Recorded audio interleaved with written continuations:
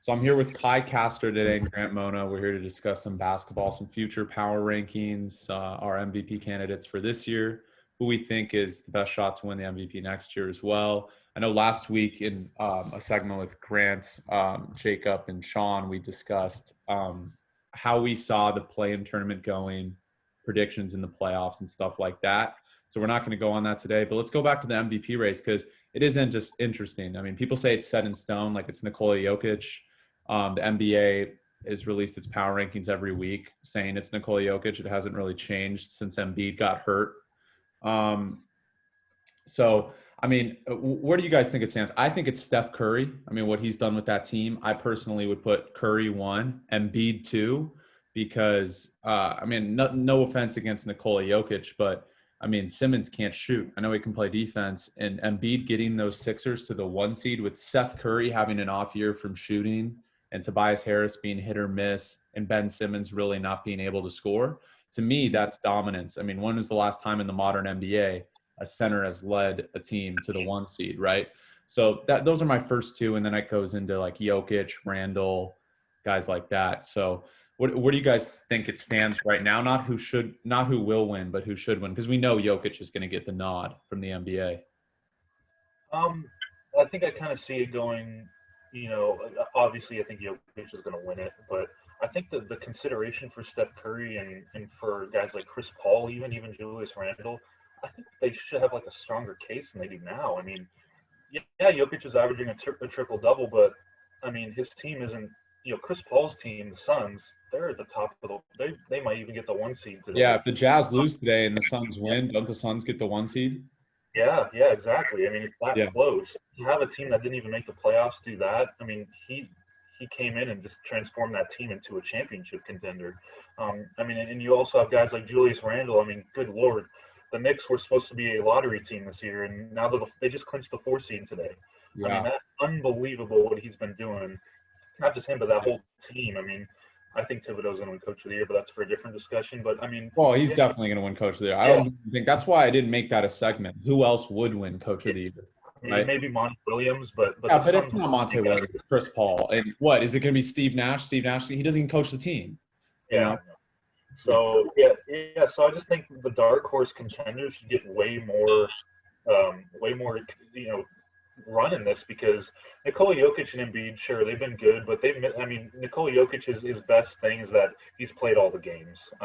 Embiid missed a lot with a knee injury and some other minor injuries, but I think that Steph Curry bringing that team to an 8 seed is incredible. I mean, that team's not that good, and they're going to be an 8 seed. They're crushing the Grizzlies right now. It's a 16-point game.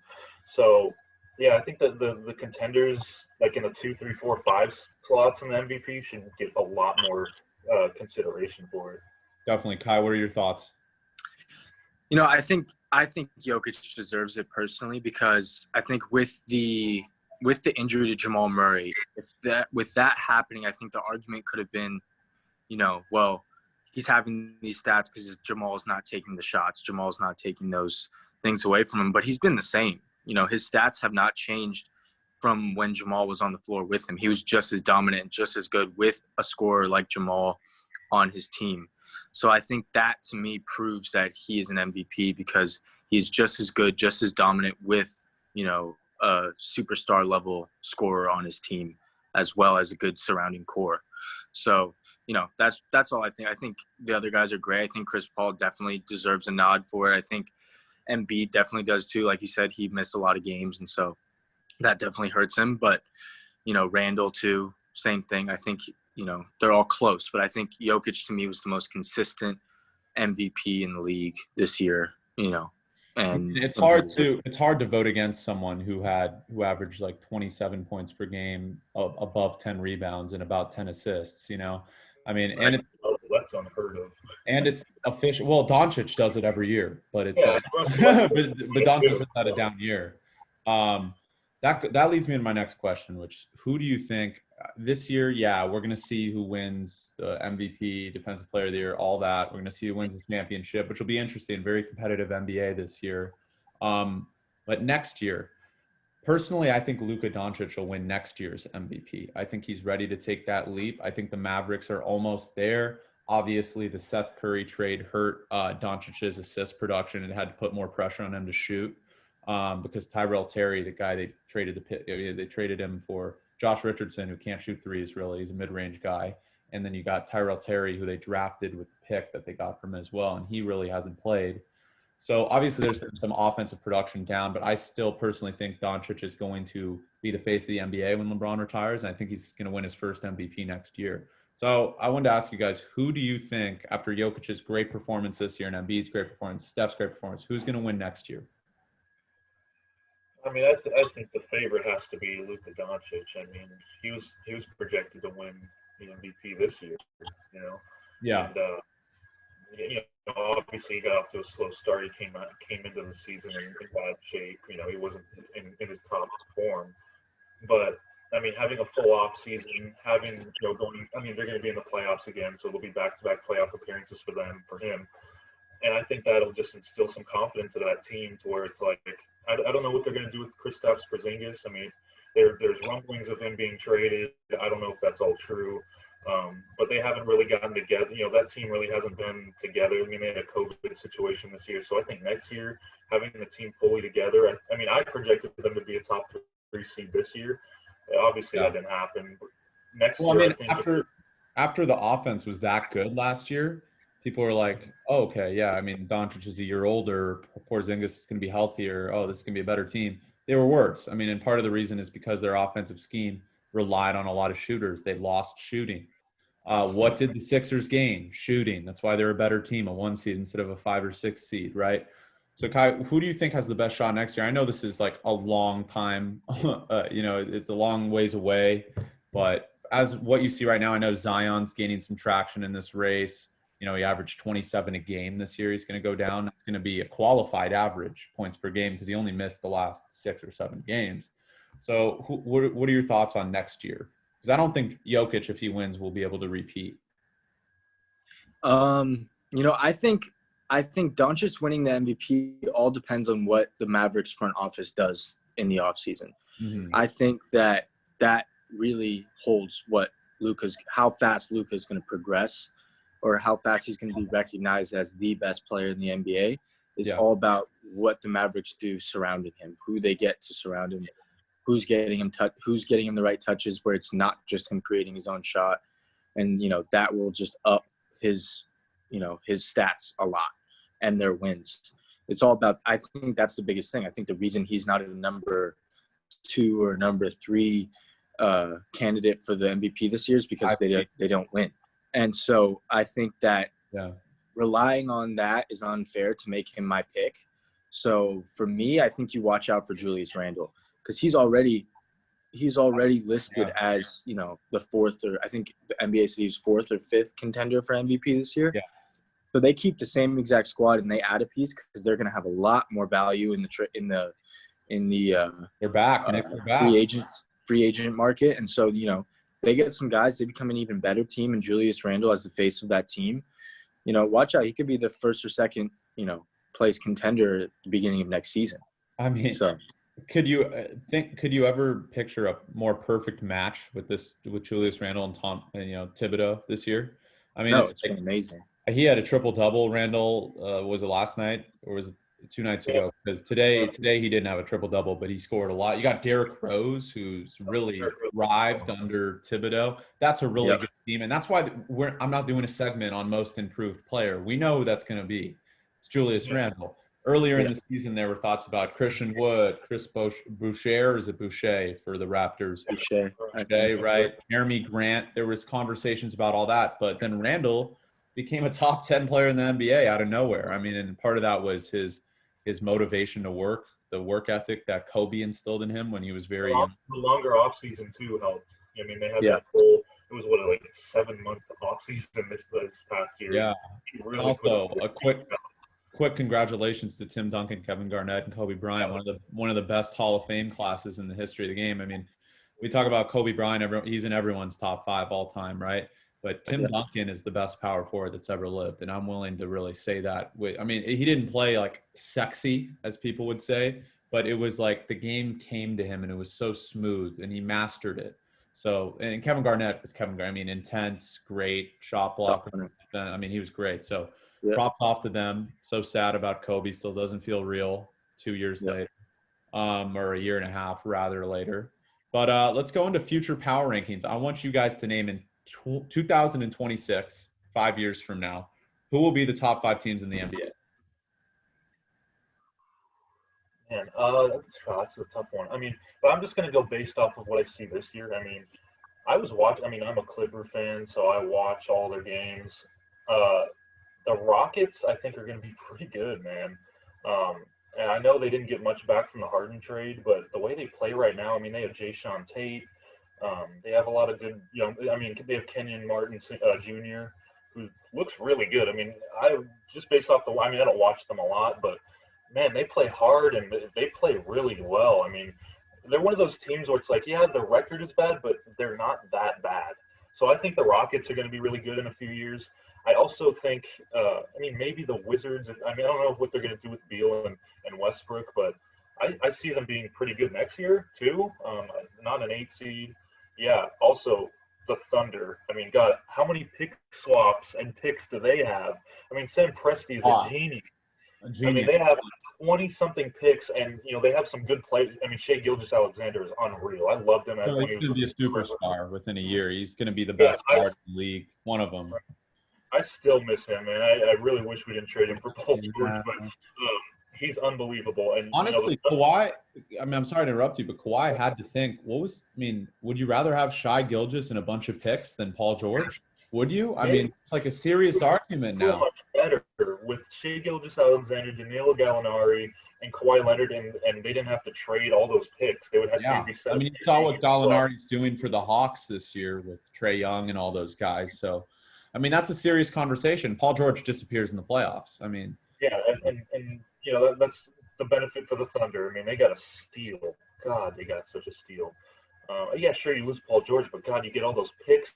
You get 5 first-round picks and Shai Gilgeous-Alexander and Danilo Gallinari, and then they use that to trade for Chris Paul, and then they trade Chris Paul for more picks. Yeah. So the Thunder are set up for the future. The Rockets are set up for the future. I think those are the 2 teams that are like kind of slept on right now in the West.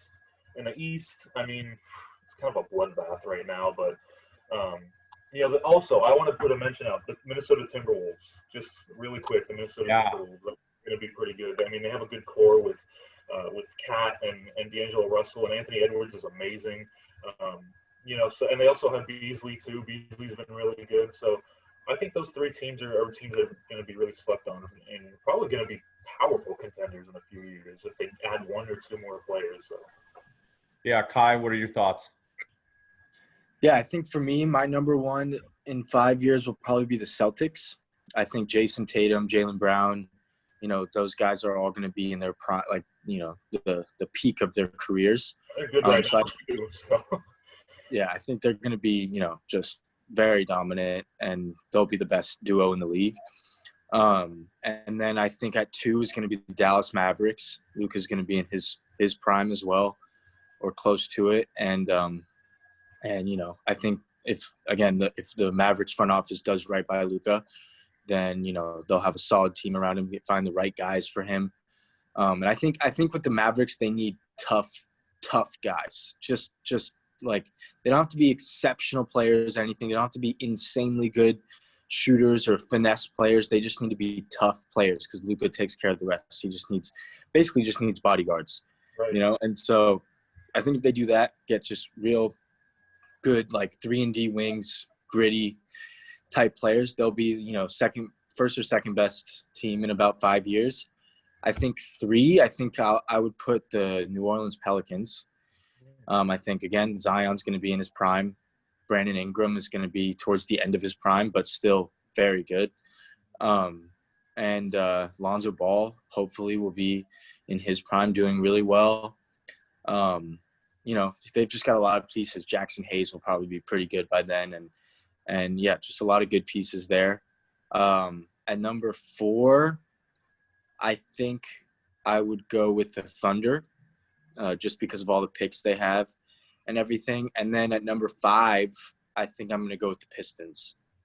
because I think that, they're going to have lots of picks. They're going to have lots of players. I think, if they hold on to Jeremy Grant and, just get these picks for like the next 2 years, I think they'll be a pretty solid team, like a 5th or 6th. Yeah, I mean, the Pistons, you bring up a great point because, I mean, they could already have been going toward that direction if they didn't pass on Tyrese Halliburton or pass on, Right. They make the worst selections. They're the worst organization in basketball. I mean, They have been since the bad boy Pistons. So at the end of the day, I don't put them in my top 5. They're going to get Cade Cunningham if they get the first pick, pretty much. I mean, they'll have the pick of the litter, but Cade Cunningham's unreal. That's a Luka 2.0, is more athletic. I mean, this draft is unreal. Before I go into my future 5, I mean, you got Cade Cunningham, who's can do it all, right? Better defender than Luka, more athletic than Luka. Can't pass quite as good as Luka, but can rebound just as well, and he can really score. You got Jalen Suggs from Gonzaga, who's just a dog, plays great defense. I mean, his passing is incredible. His shooting needs some work, but that'll take time, right? You got Jalen Green, who is they compared him to Kobe in high school because he just is an ISO machine, can score at will, right? I mean, his athleticism is great, but he needs to work on his passing and defense and stuff like that, right? Then you got Evan Mobley, who's arguably the best defender in college basketball as a freshman since Anthony Davis. Their games are really uncanny. I mean, I know Mobley can't shoot like Davis. He can't. He's still Davis's offensive game at 18 was a bit better than Evan Mobley's, but their defensive game is very similar. 3 blocks per game at USC his freshman season, easily the best defender in the country. I mean, getting that guy, imagine putting him on the Timberwolves and shopping Cat. You could even get rid of Cat. And I know you're like, oh, don't get rid of Cat. He's great, superstar, right? But Cat doesn't want to be there. We all know that. Well, I would get rid of Cat. Yeah, get him for some picks and then put Mobley with Edwards. I mean, Edwards is a bona fide star, man, and he's a personality. That's what I'm saying. If the Timberwolves got the first pick this year, you take Evan Mobley first over Cade. Yeah, because you trade Cat.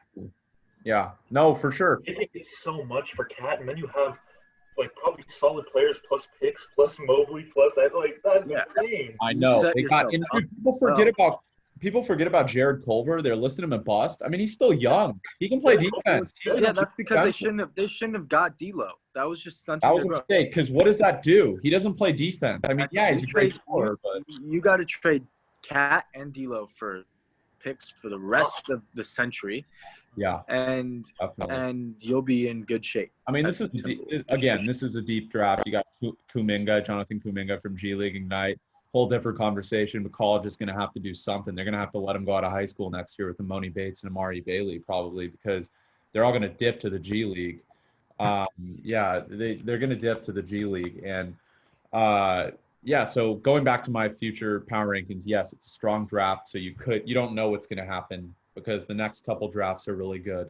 So no one knows. But I'm going to say one. I'm going to have to go with the Mavericks. Luka Doncic is going to be the best player in the NBA in 5 years. LeBron and KD will be out of the league pretty much, probably.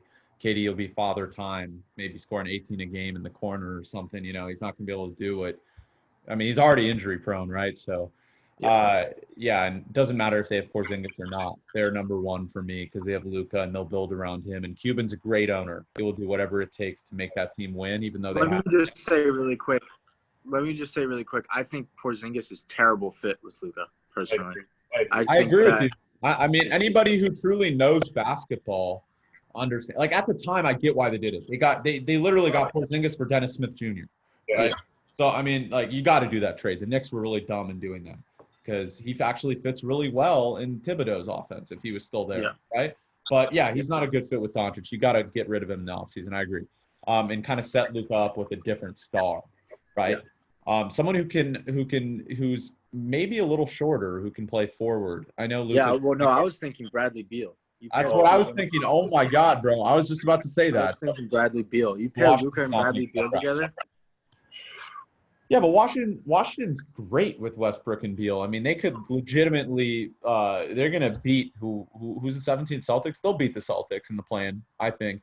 I really do. But going back to the second team, Celtics, I mean, you got Tatum, who's going to be top 5. If he's not a top 10 player, I mean, I think he is, but he'll be a top In 5. 5 years, Tatum's going to be a number 1 or number 2 player in the league. Yeah, it's Luka, Tatum, Zion, right? I mean, yeah, right. So I mean, Celtic. Jalen Brown's elite too. People don't realize. Yeah, Jalen Brown will be a top 10, top 15. That guy's unreal player, and it took time. Like that's why I hate when people are calling Jared Culver and stuff bust. He's 20 years old. No, give him some time, give him time, dude. Like there are guys in like baseball. If you look at Aaron Judge, who didn't go to the MLB till he's 25. Like it takes guys time. Like you got Joe Adell for the Angels in the minor leagues, who still can't figure out. He's 21. And people are like, oh, he's a bust. He was the top prospect. Give him time, right? It's same in the NBA. Guys need time. So 3, I'm going to go with the New Orleans Pelicans. They're going to have Zion in his prime averaging 38 points per game, getting compared to Shaq in the post. I mean, he can score at will. I know I was pretty critical of him previously, but yeah, I'm going to do that. I'm going to do the Pelicans. They got Lonzo, who, if they retain, they need to give him his money because he's really coming into his own. You got Ingram, couple picks. People forget they got picks for trading Holiday. So they got a couple picks from the Bucks as well, among the other picks they're going to get. 4, I'm going to go with the Lakers. People talk about big markets. The Lakers will attract anybody. Kai disagrees with me on this. I know we've talked about this before. They're still going to have Anthony Davis, even though they're not going to have LeBron in 5 years. But someone will come to play with Anthony Davis. He's too talented not to come, and it's a big market. These guys are going to attract to big markets. I hate to say it. No one wants to play in Detroit. So unless you draft guys like that, they're going to go to Miami, Brooklyn, New York now, LA Clippers, LA Lakers, Warriors, teams like that. So that's why I have 4. And then 5, Thunder. I mean, they got so many picks, and they got Shai to be that superstar who's going to be a top 5 player in the NBA in 4 years. So, I mean, the Nuggets could be up there with Porter Jr. and Jokic and stuff, but who knows, right? So those are my top 5. But I think that's all we got today. Any last words? I'm excited for the playoffs, man. Yeah, I know we got the East playing. We're still waiting for the West. Today's a huge day. Denver, Portland at 6. I mean, the Lakers are going to beat the Pelicans probably with no Zion, but it's about, can Denver beat Portland? Then they get wait. The Pelicans are in the play-in? No, dude. No, they're not in the play-in. But I'm saying they're playing the Lakers. So, I mean, that game matters because the Lakers need to win to be able to maintain in 6, assuming Portland loses. Yeah, then the whole Denver Clippers 3-4 to see who plays the Lakers, or if the Lakers get. I really think the league will find a way to make the LeBron get in the 7. Like Dame, the officials will be like, Dame goes off for like 50. They won't call anything, and the Portland will beat Denver tonight. Either way, they avoided the Clippers, so the Clippers are going to play Luka and the Mavericks, which should be a good series. Clippers will win that series, but it'll be a good series. So excited for the rest of the day, and we'll talk soon. Thank you so much, Grant Mona, for being here, and Kai Castor for being here. Respect your knowledge of the game. All right, you guys.